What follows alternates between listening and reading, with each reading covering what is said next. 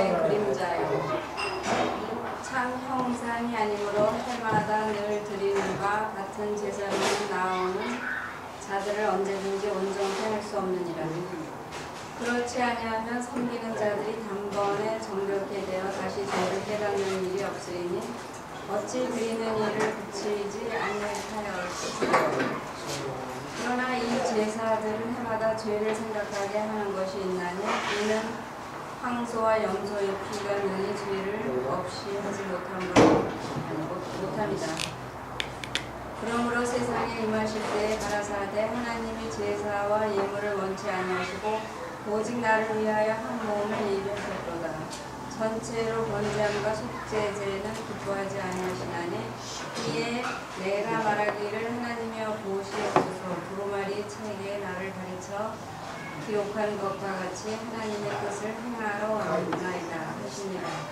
위에 말씀하시기를 제사와 예물과 전체로 번제함과 속죄제는 원치도 아니하고 기뻐하시도 아니하신다 하셨고 이는 다 율법을 따라 드리는 것이라. 그 후에 말씀하시기를 보시옵소서. 내가 하나님의 뜻을 행하러 왔나이다 하셨으니 첫 것은 폐하시는 둘째 것을 세우려 하시느니라.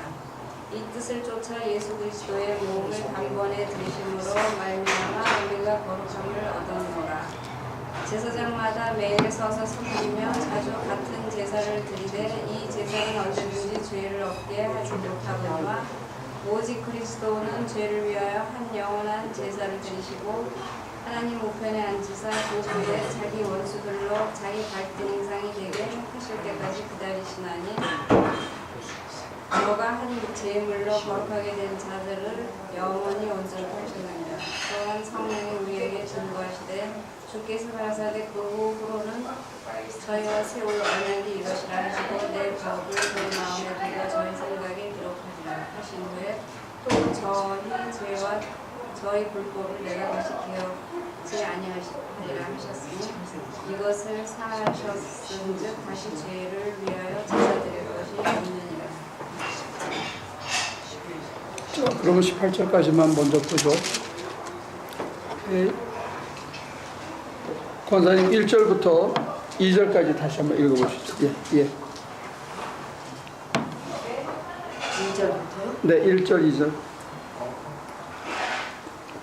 율법은 장차 올 좋은 일이 그림자일 뿐이요 참 형상이 아니므로 해마다 늘 드리는 같은 제사로는 나오는 자들을 언제나 온전하게 할 수 없느니라. 그렇지 아니하면 숨기는 자들이 단번에 정결하게 되어 다시 죄를 깨닫는 일이 없으리니 어찌 제사 드리는 일을 그치지 아니하였으리요. 율법에 의해서 제사 드리는 일 가지고는 하나님 앞에 나오는 사람을 완전하게 할 수 없다. 이게 다시 말해서 율법, 특히 여기서 드리는 이 제사 가지고는 사람을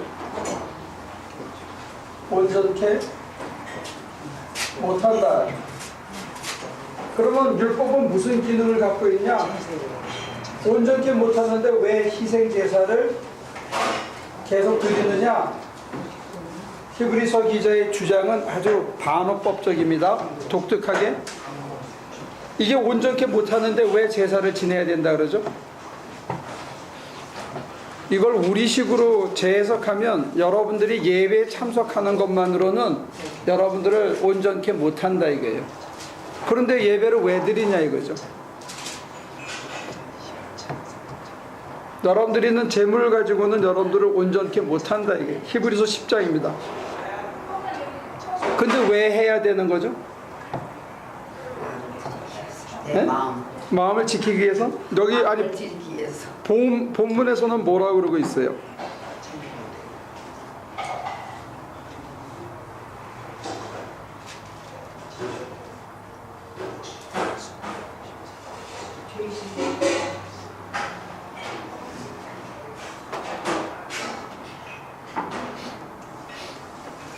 첫째는 드리는 이유는 뭐냐? 죄의식이 남아있네.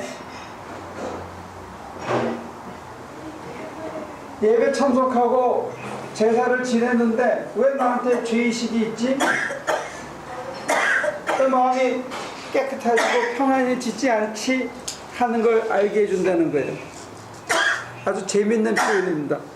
죄의식이 남아있다는 거예요. 이걸 나중에 잘 생각하셔야 돼요. 여러분 안에 죄의식이 남아있으면 예배를 드린 게 아니라 제사를 지낸 거예요.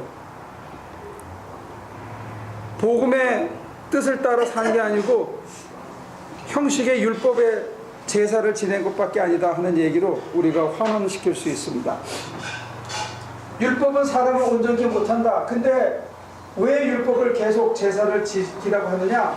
희생 제사를 드리는 이유는 그걸 통해서 죄의식이 남아있네. 두 번째는 3절 4절 읽으시죠. 그러나 이 제사들에는 해마다 죄를 기억하게 하는 것이 있나니 죄를 기억하게 하는, 내가 하나님을 등지고 살아왔던 그 사실을 기억하게 하는 이 상흔이에요. 옛날에 내가 지었던 그 죄의 기억들, 상처들, 실패담들,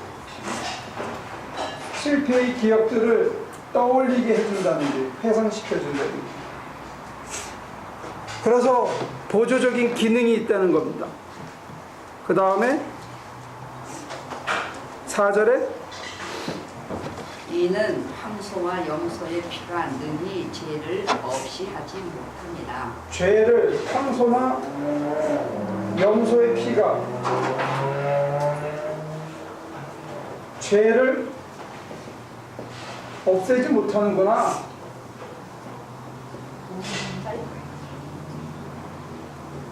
교회 다녀도 이게 속이 시원치 않구나. 내 죄가 이게 왜 자꾸 남아있고 이게 찝찝한 게 이게 뭐지? 하는 걸 알게 해주기 위해서 이걸 계속 반복하는 거예요. 그래서 이게 모여서 응축해지도록, 쌓이도록. 죽으라고 예배는 드리는데, 예배가 아니고 제사는 지내는데 내 속에 여전히 해결되지 않은 죄의식이 남아있고, 그걸 통해서 내가 옛날에 지었던 실패를 계속 기억하게 해주고, 이걸 아무리 드려도 내 죄가 사해지지 않는구나 하는 걸 일깨워주기 위해서 형식적인 예배를 드리는 사람을 그냥 방치한다는 거예요. 놔둔다는 거예요. 오늘 우리식으로 적용을 하면, 저때 당시로는 율법을 따라 산 사람들이 율법의 제사를 지내는데 자기 삶에 어떤 효능이 없다는 걸 자각하게 해주는 기능이 있다는 거예요. 이게 히브리서의 아주 반어법입니다.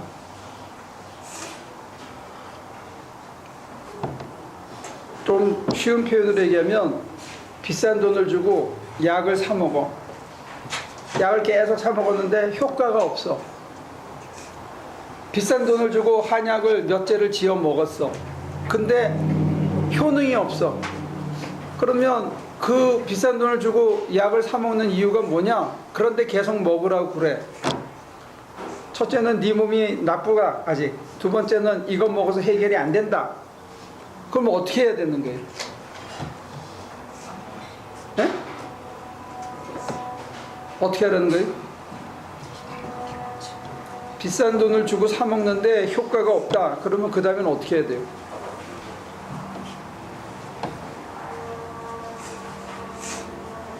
잘 모르겠으면 그 다음에 5절로 넘어갑니다. 보충 설명이 나옵니다. 히브리서 10장 5절. 그러므로 그리스도께서 세상에 오실 때에 하나님께 이렇게 말씀하셨습니다. 주님은 제사와 예물을 원하지 않으셨습니다. 그래서 나에게 입히실 몸을 마련해 주셨습니다. 계속. 주님은 번제와 속죄제를 기뻐하지 않으셨습니다. 그래서 내가 말하였습니다. 보십시오 하나님, 나를 두고 성경에 기록되어 있는 대로 나는 주님의 뜻을 받아왔습니다.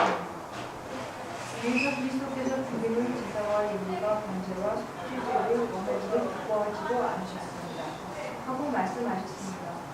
이런 것들은 율법을 따라 드리는 것들입니다. 그 다음에 말씀하시기를 보십시오. 나는 주님의 뜻을 행하러 왔습니다. 네. 계속 예배를 드리는, 제사를 지내는데, 제사를 지내면서 깨닫는 게 뭐냐면, 번제와 속죄제를 주님이 기뻐하지 않는다는 거예요. 내가 드리는 이 번제와 속죄제를 우리 주님이 기뻐하지 않는다는 거예요. 그리고 속이 허전하면서 계속 이게 뭐지 하면서 속이 차지 않는 뭔가가 여전히 있다는 거예요. 이걸 일깨워 주기 위해서 주님께서 그렇게 하도록 방치 내지는 방조하셨다는 거예요. 그 과정을 통해서 죄의식이 남아있네. 내가 옛날에 그런 죄를 지었지. 그렇지만 이 황소피나 염소피가 죄를 없애지는 못하는구나. 결과적으로 내가 아무리 번제를 지내고 속죄제를 지내도 하나님이 기뻐하지 않는구나 하는 걸 일깨워주는 보조적인 역할을 하는 게 옛날에 율법에 의한 제사라는 거예요. 그래서 마침내 어떤 결단에 이르게, 마침내 어떤 새로운 프로세스에 이르게,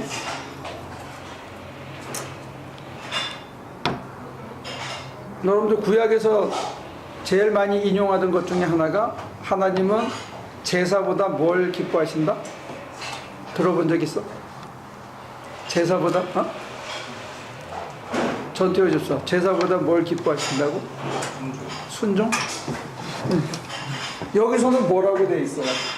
이거 다 아니고 우리 주님께서는 뭐하러 오셨다? 거기 나와 있지, 맨 마지막. 우리가 읽었던 맨 마지막 절에 뭐하러 왔다? 주님의 뜻을 행하려.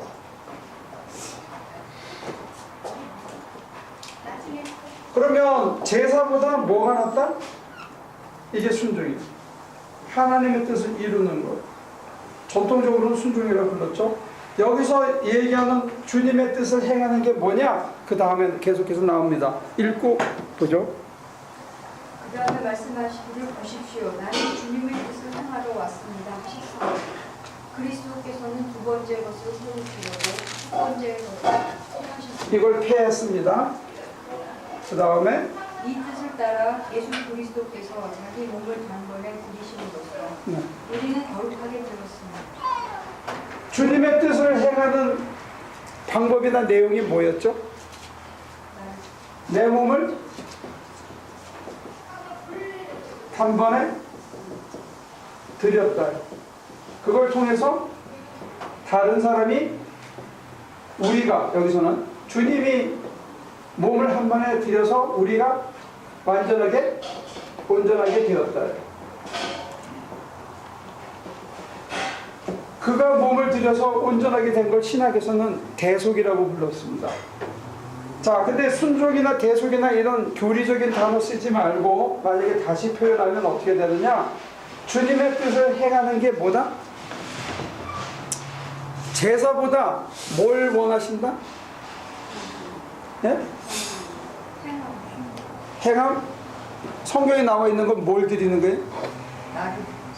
신령과 진정으로. 신정과 진정으로 뭘 드려? 성경에 나와 있는 대로 보면 뭘 드리라는 거예요? 예수님은 뭘 드렸어요? 우리가 예수님처럼 한다면 뭘 드려야 되냐 이거죠? 뭘 드려? 몸을 드려. 근데 우리는 뭘 할게요?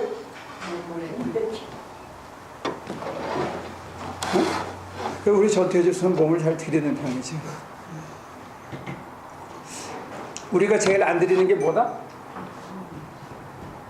몸을 여러 차례 쪼개서 찔끔찔끔 드린다, 한 방에 드린다. 성경에 다 나와 있는데 우리는 정답 아닌 것만 쫓아다니면서 한단 말이에요. 그죠? 몸 드리는 건 무지하게 아까워하고 드려도 질질질질 끌다가 어떻게 드린다? 찔끔찔끔 드린다. 그게 주님의 뜻을 행하는 것도 아니고 그게 이 제사보다 나은 것도 하나도 없다 이게. 우리가 율법은 지나갔다, 유대교는 끝났다 다 얘기하면서도 실제로 주님 따르면서 주님이 보여주신 거는 당신의 몸을 한 번에 들여서 다른 사람을, 우리를 온전하게 만드셨는데 우리는 주님 따라가면서 주님은 한 번에 드린 몸을 안 드리려고 그런다. 이 몸을 더럽게 아낀다는 거예요. 내 몸 조금 힘들면 죽는 줄 안다 이게. 네? 이 몸을 누가 뭐라 그러면 자존심이 팍팍 상해가지고 속으로 그냥 끙끙 앓는다 이거예요. 근데 이 몸을 드리면 다른 사람까지 온전하게 된다는 거예요.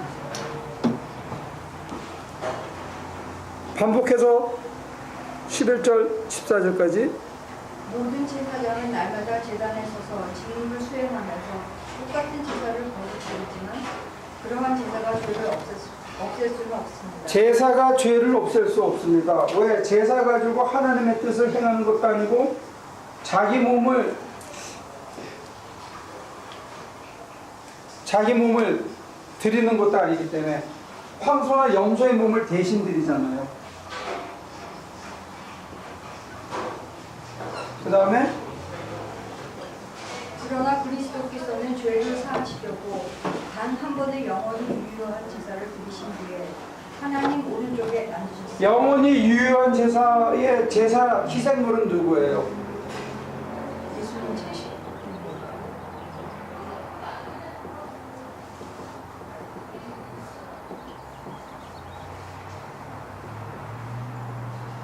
자기를 바쳐야 되는데 그랬대잖아요. 누가 배에 빠져서 구명조끼가 모자라니까 대한독립 만세하고 일본 사람을 빠뜨리고 자기는 구명조끼 입고 살았대잖아요. 응? 그렇게 해서 사는 게 아니거든. 지가 죽어야 되는데 남 죽이고 남 대신 희생하고 자기는 쉽게 편하게 가려는데 문제는 뭐냐면 자기 몸을 들이지 않으면 자기도 온전하게 되는 거 아닐 뿐만 아니라 아버지 하나님의 뜻을 행하는 것이 아니게 되는 거예요. 넘어가서 더 보면 자세히 설명이 나옵니다. 13절, 14절. 그리고서 그는 그의 원수들이 그의 발 아래에 굴복할 때까지 기다리고 계십니다. 그는 거룩하게 되는 사람들을 단 한 번의 희생 제사로 영원히 완전하게 하셨습니다. 이게 다른 사람을 영원히 온전하게 만드는 거예요.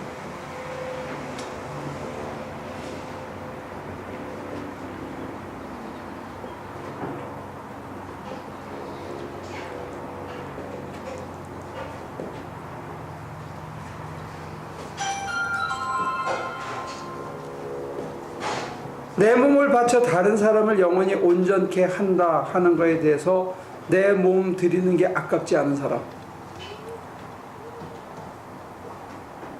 나 하나 죽어서 내 몸 하나 드려서 여러 사람 살릴 때 내 몸이 하나도 아깝지 않은 사람.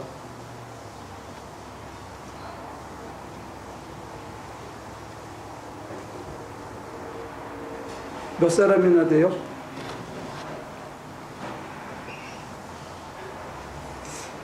옛날에는 어머니 사랑을 예로 많이 들었어. 어머니는 그렇게 했다고. 근데 요즘은 그 예화를 쓸 수가 없어. 요즘 엄마들은 그렇게 안 하니까. 아버지들은 말할 것도 없고 엄마들도 안 하니까 이 사람들 속에서 이 예를 들기가 참 힘들어요. 이제는. 옛날에는 어머니들이 먹을까 안 먹고 입을까 안 먹고 자기는 크게 희생하면서 자식들 그래서 우리 어머니는 생선 대가리를 좋아하는 줄 알고 무식한 놈들이 돈 벌어가지고 맨날 어머니는 대가리만 주고 우리 엄마는 맨날 대가리만 먹는다고 그래가지고 우리 엄마는 맨날 찌끄레기만 먹으니까 다 먹고 나중에 엄마 찌끄레기 먹으라고 그렇게 했대는데 요즘은 엄마가 일단 나부터 먹고 그 다음에 주거나 아니면 정확하게 자기 목을 챙겨 먹는 그런 어머니 이미지만 있기 때문에 사람들 속에서 이 이미지를 찾기가 사실은 참 힘들어요. 그래서 자녀들이 어머니를 그려라 그러면 입 벌리고 자는 모습 내지는 식구들은 다 있는데 엄마가 그냥 밤에 외출하셔서 안 보여요. 뭐 이렇게 테레비 볼 때 우리 엄마는 없다. 뭐 이런 거가 이미지이기 때문에 사실은 자기 몸을 한 번에 들여서 다른 사람을 영원히 온전케 한 모델을 찾기가 참 힘들어요. 오늘은. 그래서 우리가 이 예수님의 사랑을 이렇게 땅을 내려가지고 그렇게 보기가 참 힘들어. 그런데 오늘 지금은 그런 상황이니까 이해하고 15절부터 같이 봅니다. 그리고 성령도 우리에게 증언하여 주십니다. 먼저 이렇게 말씀하셨습니다. 주님께서 말씀하신다. 그날 이후에 내가 그들에게 세워줄 언약은 이것이다. 나는 내 율법을 그들의 마음에 박아두고 그들의 생각에 새겨두겠다. 또 나는 그들이 죄와 불법을 더 이상 기억하지 않겠다. 죄와 불법이 용서되었으니 죄를 사하는 제사가 더 이상 필요 없습니다. 예, 이거를 우리는 상당히 이기적으로 해석해 왔어요. 지금까지. 어떤 식으로 이기적으로 해석했냐면 주님이 이렇게 다 하셨어. 그러니까 우리는 안 해도 돼. 하려고 하는 게 잘못된 거야. 이런 식으로 해석해서 상당히 이기적으로 우리를 편하게 해줬는데, 여기서 우리한테 달아날 수 없게 해주는 히브리서 본문이 뭐냐면, 주님께서 이렇게 하신 것을, 이런 본을 보이시고 이게 하나님의 뜻이라는 것을 어떻게 했다고요? 책에다가 새겼다? 돌판에 새겼다? 어디다 새겼다? 네? 내 마음에. 그 다음에 어디에? 내 생각에. 결국 내 마음에, 내 생각에 이게 떠오르지 않는 이유는 어디에 있느냐? 내 마음과 내 생각을 딴 데다가 팔아먹고 살아서 그럽니다. 내 마음과 내 생각이 딴 데 사로잡혀 살기 때문에 이게 보이질 않는 거다 이거지. 주님께서 우리로 따라오라 그랬거든요. 당신 가신 길을 따라오려면 당신이 하신 대로 우리도 따라오려는 거예요. 이거를. 인생을 제대로 산다는 거는 뭐냐? 내가 한 번 던져서 다른 사람 영혼이 살리는 거, 이게 인생 제대로 사는 거라는 걸 내 마음과 내 생각에 새겨 놓으셨다는 거예요, 주님이. 근데 이게 기억이 안 나. 이걸 본 적이 없어. 그러니까 이게 안 돼. 그리고 교육은 뭘로 받았냐? 주님이 다 하셨으니까 너네가 하려고 난리를 떨지 말라는 것만 교육을 받았어. 그러니까 무슨 얘기냐면, 이 수많은 것을 다 하고도 끝까지 남아있는 죄의식의 문제, 죄의 문제가 해결이 안 되는 거예요. 교회 다니면서도. 어떻게 해야 해결이 되느냐? 아버지 하나님의 뜻을 행하기 위해서 심지어 내 몸을 단번에 드리는, 이게 무소유예요. 내가 어제 차 타고 오면서 다른 교회 권사님이 이걸 물어보더라고, 저한테. 두 가지를 얘기했는데,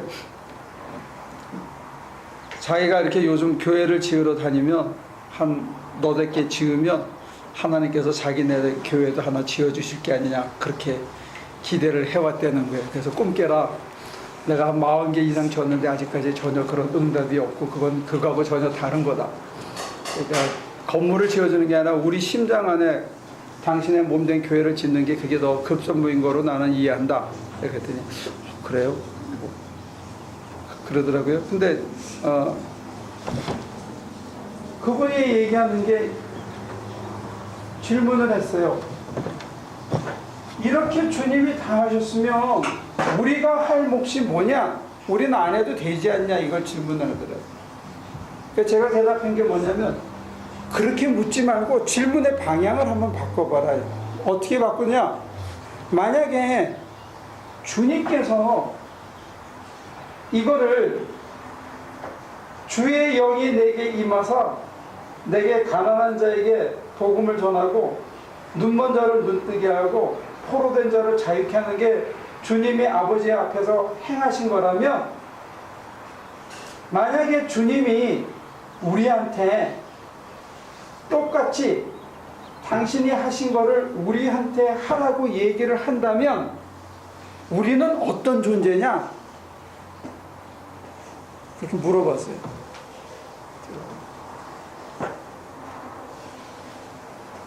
우리는 지금까지 거저먹는 거, 내가 뭐 이거 하면 하나님 채워주는 거, 이런 거에 굉장히 익숙해져 있는데, 그렇게만 생각하지 말고 생각의 패런을 한번 바꿔봐라. 어떻게? 내가 무엇인데 나한테도 주님 하셨던 걸 똑같이 요구하시는가? 만약에 그 요구가 성취되면 내게 어떤 일이 벌어지는가? 한번 생각해 보라요. 어떤 일이 벌어지죠?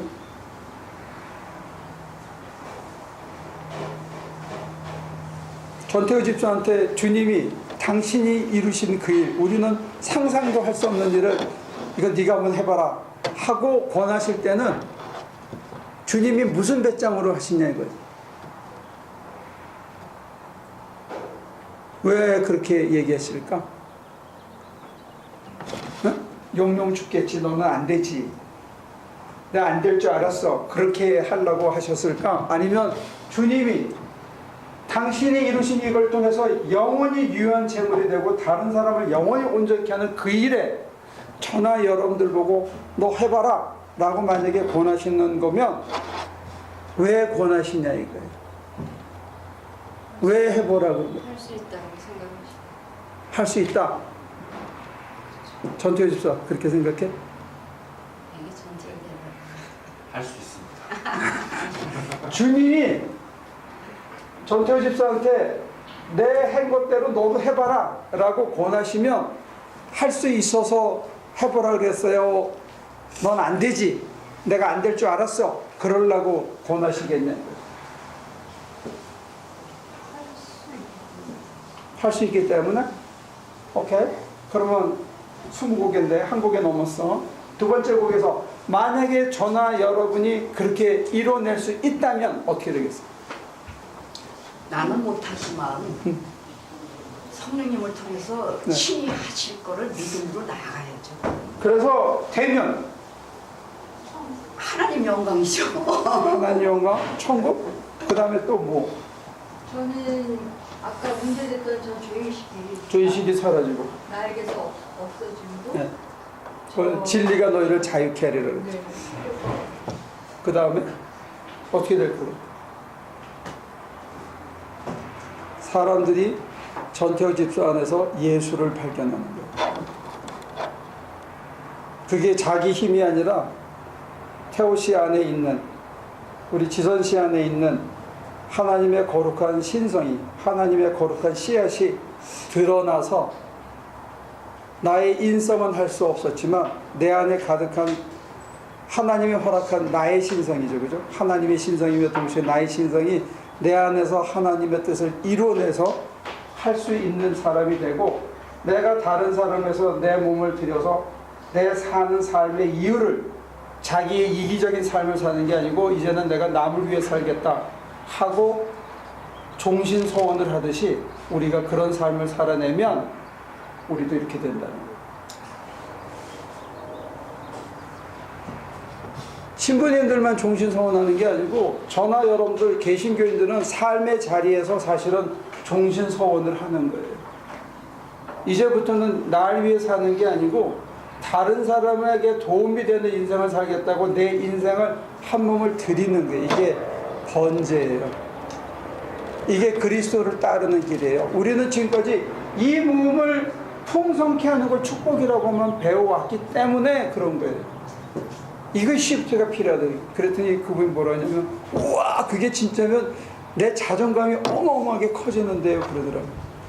그래서 제가 신학 공부 한번 해보라고 했어요. 야, 이거 브라이트 하더라고. 한마디 했는데 둘을 알아. 여러분들이 자존감이 커지면 좋겠어요. 저나 여러분들이 대단한 존재라는 거예요. 우리 안에 신성이 충만하게 계시고 내가 눈에 비늘 같은 게 있어가지고 깨닫지 못하고 살 뿐이지, 당신이 사셨던 이 거룩한 삶을 우리한테도 초대했다는 거예요. 내가 나가서 돈 버는 이유가 주님의 몸된 교회와 주님을 위해서 하는 거고, 내가 나가서 고생하는 이유가 다 주님을 위해서 그런 거고, 그게 다른 사람한테 도움이 되는 거고 다른 사람을 온전케 하는 길이라고 해서 내가 어떤 멸시 천대도 다 견디면서 견뎌내면 언젠가 우리 안에서 그리스도의 형상이 온전히 드러나는 날이 온다는 거예요. 그걸 주님이 믿고 우리를 초대했다는 거예요. 이게 전혀 다른 시프트예요. 이게 2000년 기독교 역사에 성경에 기록된 복음의 진리인데, 우리 한 가지는 개인주의, 이기주의가 교회 안에 들어오고,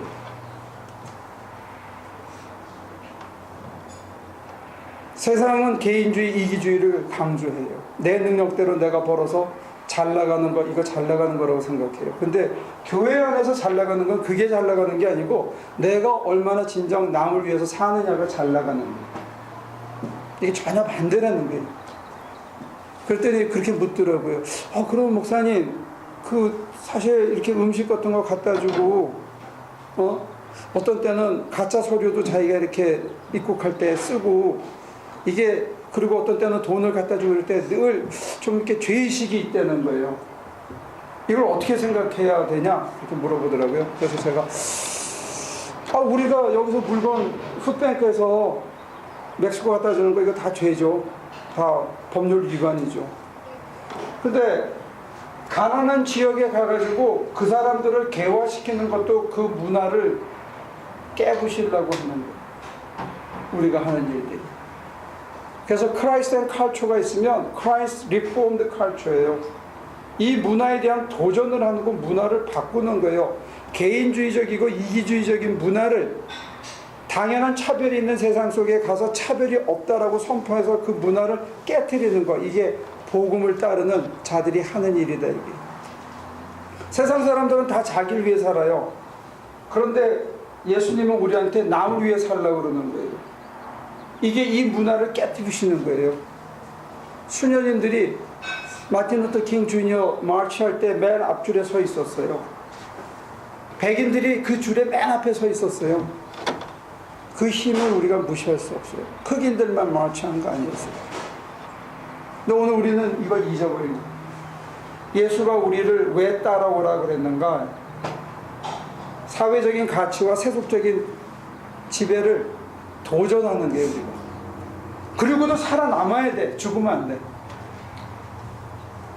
그리고도 죄의식 없이 당당하게 살아남는 모습이 있어야 돼. 이렇게 하고도 죽지 않아야 돼. 꿋꿋하게 찔기게 버텨야 돼. 죽는 사람은 몇 명 안 돼. 걱정하지 말고 찔기게 이렇게 해내야 된다. 찔기게. 내가 그랬어. 어떻게 하는 게 예수를 보여주는 거냐? 이번에 신학생이 그 선교 실습에 따라다녔는데, 이 교수를 따라가면 교수한테 은혜 받아야 되는데, 이 친구가 말이야, 전도사가 교수인 나한테 은혜를 안 받고 실습 다 끝난 다음에 딱 와가지고 나한테 그러더라고. 교수님, 제가 그 교회 나이 많으신 그 할아버지 계시죠? 우리 권사님 그때 제가 우리 권사님한테 은혜를 막 흔히 받았대요. 무슨 은혜를? 그랬더니 그분이요 불 켜놓고 밤 10시까지 쓸 때 그 모습을 보면서 자기는 숨이 차가지고 못 살겠는데 그분 보니까 다시 내가 이러면 안 되지. 그리고 은혜를 많이 받았대. 은혜를 받으려면 목사한테 받아야지 권사한테 받는 거예요. 참. 근데 그렇게 받는 수가 있더라고. 그 사람은 우리 권사님 속에서 예수를 본 거예요. 주님의 희생이 저런 거였구나. 그렇구나. 근데 우리가 그렇게 쓰일 수 있다는 거예요. 그게 꼭 목사여야 쓰이는 게 아니고 집사나 어떤 능력이 있어서 쓰이는 게 아니고 무슨 거룩한 일을 하거나 우리 고생은 사실 전태호 집사하고 장로님이 제일 많이 한 거잖아. 그지? 그리고 고민을. 근데 사람들이 은혜 받는 거 이상한 데서 은혜 받아요. 죄송해요. 권사님 이상하다는 게 아니고 그 권사님의 그 모습 속에 역사하시는 주님을 보고 사람이 이게 가슴에 와 닿은 거야. 근데 만약에 저나 여러분들이 누구한테 그렇게 내 몸 들여서 내 몸 위에서 사는 게 아니고 내 몸 하자는 대로 사는 게 아니고 내 몸 들여서 내 몸 원치 않는데 내 몸은 사실은 힘든데 거기 들여서 다른 사람이 그 속에서 예수를 본다면 할 만한 일이다. 그 사람도 밤새도록 택시 운전해가지고 낮에 잠깐 자고 또 야간에 와서 공부하는 사람이거든. 얼마나 힘들겠어. 근데 자기가 힘든 거, 몸으로 힘든 거 아는 사람이니까 그걸 보더라고요. 그래서 제가 그랬어요. 만약에 같이 갔던 그 권사님인데 권사님이 그렇게 쓰일 수 있다면 그랬더니 이제 그분이 제가 굉장히 대단한 존재네요. 내가 그렇게 하찮은 존재가 아니네요. 그런 얘기를 합니다. 저는 이게 복음이라고 생각해요. 저나 여러분들이 이렇게 하찮은 존재가 아니에요. 이거 하나에 연연해서 살 그런 시시한 존재들이 아니다. 이거. 나 하나 때문에 수많은 사람들이 영원히 생명의 길에 부딪히고 생명의 길로 나갈 수 있는 그런 사람들이 된다는 게 우리 작은 희생 하나가. 그래서 요셉이, 그 사람이 그 얘기를 하더라고요. 요셉이 자기 형제, 자기들을 팔아먹은 자기의 그 처절한 인생을 꼬라박게 한 그 형제들을 가서 한 사람 한 사람하고 뒤에 가서 울면서 다 용서했을 때 그 용서 하나가 한 민족을 살리더라는 거예요. 예수님의 방식이 한 민족을 살리는 일이 요셉 속에서 나타난 게 아닌가? 자기가 그걸 나름대로 그냥 성경 읽다가 깨달아서 자기 형님이 목사님이거든, 담임 목사. 그래서 물어봤더니 그럴 수도 있겠네. 근데 제가 보니까 이건 보통 인사이트가 아니야. 저와 여러분들의 그 희생과 용납이 한 사람이 아니라 그 씨앗의 씨앗이 한 민족을 구원하는 역사가 될 수도 있더라는 거예요. 근데 왜 신령을 시시하게 살아? 응? 여러분과 제가 왜 이렇게 인생을 시시하게 사냐 이거지. 이유는 얘를 아껴서. 내가 목요일만 자빠지지 않았으면 금요일날 안 가는 건데, 목요일날 자빠지는 바람에 금요일 밤에 전화가 왔어. 그 권사님한테서. 목사님, 그때 전혀 준비가 안 됐대요. 그래서 제가 근데 왜 갑니까? 다음에 준비된 다음에 플러밍 재료 갖고서 플러밍 한꺼번에 하죠. 그랬더니 아니요, 그 사람들이 뭐가 뭔지 몰라서 가서 좀 이렇게 설명을 해주고 와야 될 것 같아요. 어제 낮에 내가 열받았던 게 생각나서 그래, 이러면 안 되지. 네, 갈게요. 그리고 이제 새벽기도 끝나고 짐 싣고 갔거든요. 갔더니 제가 석 달 전에 갔던 모습 그대로, 전혀 아무런 변화 없이 그대로 되어서 그 일꾼이 하나 왔는데 그 사람이 9,000불을 달래. 9,000불을. 그래서 내가 딴 데서 들으니까 그건 6,000불 정도면 다 한다 그러던데, 그랬더니 갑자기 그러면 인건비만 달래. 9,000불 달라 그러던 사람이 인건비만 4,500불이면 해주겠대. 반으로 뚝 떨어졌어. 근데 이제 저는 갔다 오면서 좋은 얘기를 했어요. 아마 아무 이유 없이, 아무 현실적인 열매 없이 갔다 왔는데, 그분이 그러더라고요. 목사님, 저는 이번에 목사님하고 둘이 갔다 오면서 자존감이 많이 높아졌어요. 여러분도 자존감이 많이 높아지면 좋겠어요. 굉장한 존재들입니다. 주님이 우리를 부르셨을 때는 전혀 할 수 없다면 부르지 않았죠. 그리고 우리가 고작 자기 몸뚱아리 하나 아끼고 그거 즐기고 사는 거라면 우리를 이 길에 부르지도 않았다는 거예요. 자, 그래서 15절부터 18절까지만 한 번 더 읽고 정리합시다. 너무 길어서 끝까지는 못 가겠고요. 15절에서 18절이요. 네. 그리고 성령도 우리에게 증언하여 주십니다. 먼저 이렇게 말씀하셨습니다. 주님께서 말씀하신다. 그날 이후에 내가 그들에게 세워줄 언약은 이것이다. 나는 내 율법을 그들의 마음에 담아주고 그들의 생각에 새겨주겠다. 또 나는 그들이 죄와 불법을 더 이상 기억하지 않겠다.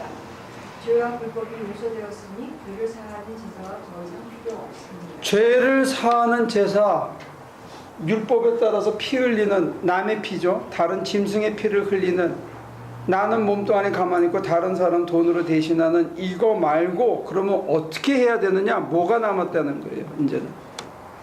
그래서 19절부터 그러므로 형제자매 여러분, 우리는 예수의 피를 힘입어서 당대하게 지성소에 들어가게 되었습니다.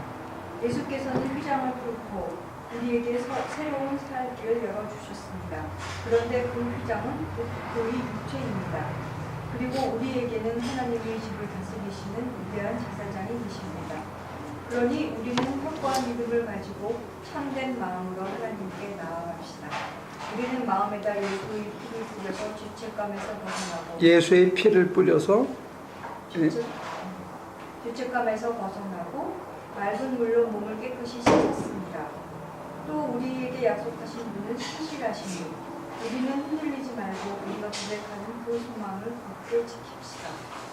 그리고 서로 마음을 써서 사랑과 선한 일을 하도록 방문합시다. 어떤 사람들이 습관처럼 우리는 모이기를 그만하지 말고 서로 격려하여 그날이 가까워 오는 것이 볼수록 더욱 힘써 모입시다.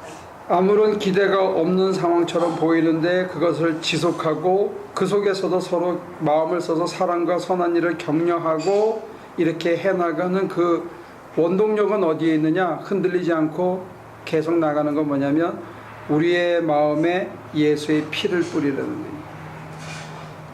예수가 이렇게 사셨다는 것을 계속 되새기면서 나도 그것을 연습해 보는 거예요. 조금씩. 그러면 거기에 생명이 있다는 겁니다. 이게 참 힘들다고들 생각하는데 힘든 만큼 세상이 줄 수 없는 짜릿한 기쁨도 있다는 거예요. 세상이 절대로 줄 수 없는 자유와 담담함이 있다는 거예요. 그리고 사실은 우리가 그 힘으로 산다는 거, 돈 힘으로 사는 게 아니고 세상 칭찬으로 사는 게 아니고 그 힘으로 산다는 게 새겨지면 내가 점점 남에게 뭘 해줘도 그것 때문에 내 마음에 무슨 요동이 치거나 그렇게 되지 않을 수 있다는 거예요. 그 세계로 이렇게 생각의 패런을 바꾸고 행동을 조금씩 바꿔가는 거, 요게 첫 걸음이 참 사실은 어려워요. 눈에 비늘 같은 게 벗겨지고 우리가 실천을 해보고 실습을 해보면 요게 재밌다 하는 게 눈에 좀 들어오면 좋겠어요. 요게 재밌다. 남을 돕는 게 좀 재밌어지면 좋겠어요. 정리합시다. 남을 위해 살면 힘들 것 같습니까?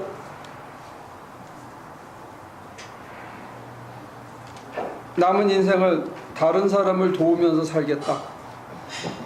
내 인생의 목표를 다른 사람에게 도움이 되는 일을, 내 지식을, 내게 주신 이 모든 재능들을 이제부터는 다른 사람에게 도움이 되고 주님한테 도움이 되는 일에다 쓰겠다. 그렇게 살기가 힘들까요?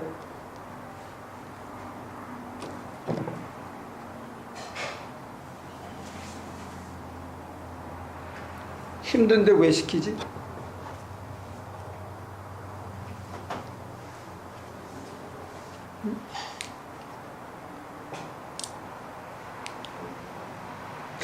한번 해보면 안 하면 더 힘든데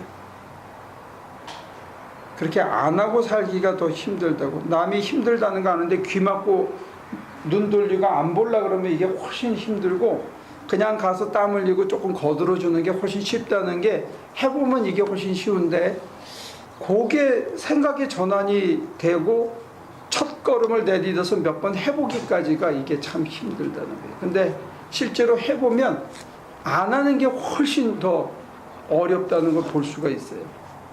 오늘은 거기까지만 얘기하고 여러분들이 한번 일주일 동안 고민하고 묵상해 보시고 연습을 한번 해봐요. 하루에 한 가지라도 남한테 도움되는 일을 한번 해봐요. 그리고 그게 재밌는지 재미없는지 시간이 손해가 가는지 여러분들이 실제로 한번 해봐요. 무료 봉사, 그냥 내가 귀찮은데 누가 뭐라 그러면 그냥 이유 없이 한번 도와줘 보는 거예요. 그 다음에 말도 안 되는 요구를 하는데 그냥 한번 들어줘 봐요. 어떤 일이 생기는지. 해보면 이게 빨리 깨달을 수 있다는 거예요. 오케이? 기도할게요. 하나님, 우리의 세상을 살던 머리로는 이해가 잘 안 되는데 주님이 우리를 너무 거룩하게 여기사 우리의 이 짧은 능력을 너무 크게 과대평가해 주사 이렇게 불렀는데 우리 스스로 당신의 초대 앞에 가타부타하지 않게 하시고 할 수 있다 없다 할 수 있게 하시고 우리 안에 내밀한 곳에서 우리를 위해서 안타깝게 구루하시는 성령의 음성을 들을 수 있도록 도와주옵소서. 그가 잔잔히 우리를 떠밀 때 그 방향으로 한 걸음 한 걸음 조심스럽게 나가고 그 끝에서 절벽이 무너지고 가로막혔던 담들이 사라지는 것을 보면서 하나님의 권능에 매 순간 놀라면서 우리의 몸뚱아리를 사용하신 이유가 여기 있다는 것 발견하는 매일의 삶이 되게 하여 주옵소서. 하나님, 이제 우리가 이 동산을 내려가서 세상에 살 텐데 세상 한가운데서 많은 장벽을 만나고 우리를 힘들게 하는 사람들을 만날 때마다 옛 생각이나 옛 방식으로 대처하지 않게 하시고 우리 안에 계신 성령의 인도가, 성령의 지혜가 성실하게 신실하게 그들을 격려하며 위로하며 대처할 수 있도록 끝까지 우리를 주장하여 주옵소서. 한 주간 후에 우리가 이 자리에 다시 모일 때 하나님의 위대한 승리의 감격과 그 기억을 서로 쉐어하면서 서로에게 격려가 되고 위로가 되는 잔치가 되도록 도와주십시오. 오늘 우리가 연약하고 부족하다는 것 주님 앞에 고백하오니 주님 우리에게 다시 한번 힘을 주사 하나님이 원하시는 그 길을 잘 따라가는 저희 한학의 모든 식구들이 될 수 있도록 도와주시옵소서. 예수님의 이름으로 기도합니다.